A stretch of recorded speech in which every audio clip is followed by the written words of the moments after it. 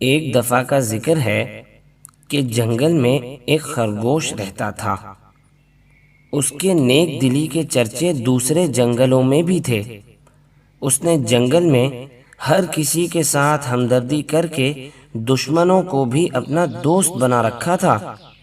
ایک دفعہ وہ اپنے مخصوص انداز میں ٹہلتا ہوا جا رہا تھا کہ اس نے ایک چھوٹے بچے کے زور زور سے چیخنے اور رونے کی آواز سنی۔ وہ ٹھٹک کر رک گیا۔ آواز سے وہ کوئی چھوٹا انسانی بچہ معلوم ہوتا تھا۔ وہ دوڑتا ہوا آواز کی سمت بڑھا۔ جب وہ آواز کے نزدیک پہنچا تو ایک بہت ہی عجیب منظر اس کا انتظار کر رہا تھا۔ 10 سے 12 سال کا ایک انسانی بچہ درخت پر چڑھا ہوا تھا اور زور زور سے چلا رہا تھا، اور نیچے ایک خونخوار چیتا بے چینی سے ٹہل رہا تھا۔ خرگوش اس معصوم سے بچے کو اس پریشانی کے عالم میں دیکھ کر تیزی سے دماغ پر زور دینے لگا۔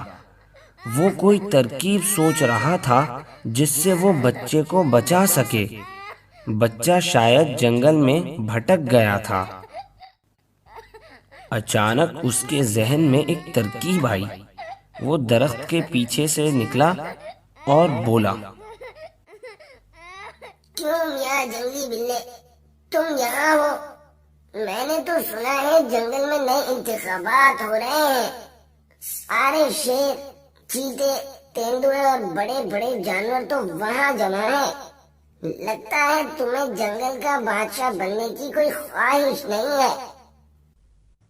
انتخابات؟ مگر کہاں؟ ارے میاں، تمہیں شکار کرنے سے فرصت ہو تب نا۔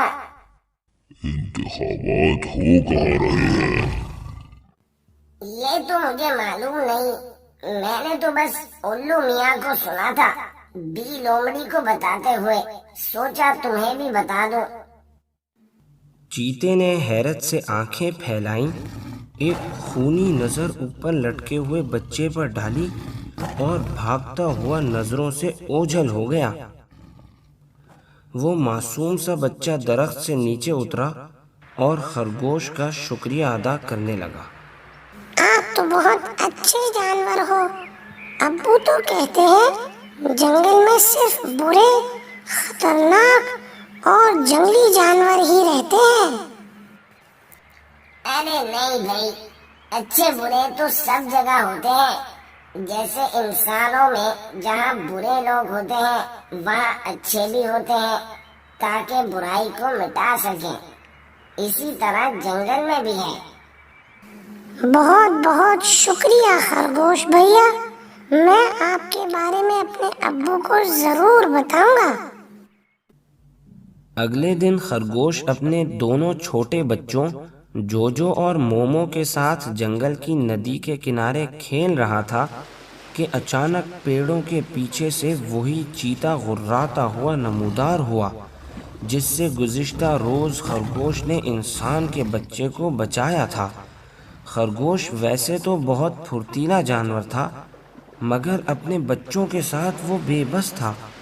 وہ بھاگ نہیں سکتا تھا۔ پیچھے ندی تھی اور آگے غصے سے غراتا ہوا چیتا۔ تم نے مجھے دھوکہ دیا، تم نے مجھے اس انسانی بچے کی وجہ سے جھوٹ بولا۔ اب میں تمہارے بچوں کو نہیں چھوڑوں گا۔ وہ غراتا ہوا آگے بڑھا ہی تھا کہ ماحول میں ایک دھماکے کی آواز گونجی اور ایک گولی ہواؤں کو چیرتی ہوئی سیدھا چیتے کے سینے میں آ لگی۔ خرگوش نے دیکھا تو وہاں ایک آدمی ہاتھ میں پستول لیے کھڑا تھا اور اس کے ساتھ وہی چھوٹا سا بچہ اچھل اچھل کر ہاتھ ہلا رہا تھا۔ وہ دونوں خرگوش کے قریب آئے اور اس بچے نے خوشی خوشی خرگوش کو بتایا، ارے خرگوش بھیا، کیسے ہیں آپ؟ ہم یہاں سے شکار کرنے کے لیے گزر رہے تھے کہ اچانک ہماری نظر اس چیتے پر پڑی جو آپ کی طرف خوخار انداز میں بڑھ رہا تھا۔ میں نے ابو کو بتایا کہ آپ نے ہی کل میری جان بچائی تھی۔ پھر میرے ابو نے کہا کہ بھائی ہمیں بھی اس کی جان بچانی چاہیے۔ خرگوش نے ان دونوں کا شکریہ ادا کیا اور خوشی خوشی اپنے بچوں کو لے کر اپنی کھو کی طرف بڑھ گیا۔